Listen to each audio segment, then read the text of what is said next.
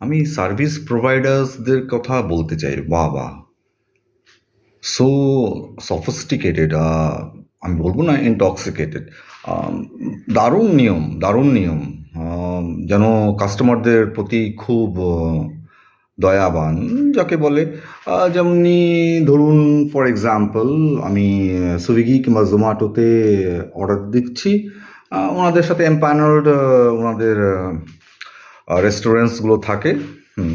আমার চয়েসের রেস্টুরেন্ট ধরে নিন আমি হোটেল রিগাল স্টার, যেটা কি কল্যাণী পৌরসভা আন্ডারে আছে। যাই হোক, রেস্টুরেন্ট ইজ এ রেস্টুরেন্ট, আর আমরা হচ্ছে কাস্টমার। আমরা খেতে পারলেই হলো আর পেমেন্ট করলেই হলো।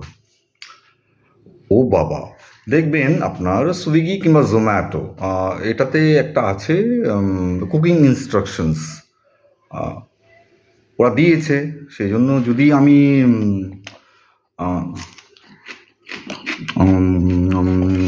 কুকিং ইনস্ট্রাকশনে লিখি, ধরুন আমি চিকেন দো পেঁয়াজা অর্ডার দিয়েছি হোটেল রিগাল স্টারে থ্রু জোম্যাটো, ভেবে নিন। তো আমি লিখছি যে মেক ইট স্পাইসি চিকেন দো পেঁয়াজা। ও মা, সঙ্গে সঙ্গে রিপ্লাই চলে আসছে that your cooking instruction is declined. এটা একবার নয়, বারবার। তাহলে আমি বলি সার্ভিস প্রোভাইডারদেরকে, তাহলে আপনার ওই কুকিং ইনস্ট্রাকশনটা রেখেছেন কেন? আমি তো মনে করি না আপনারা ছ্যাবলা। আরে বাবা, কাস্টমার আমরা। আপনারা যদি নো ইয়োর কাস্টমার রাখতে ভালোবাসেন,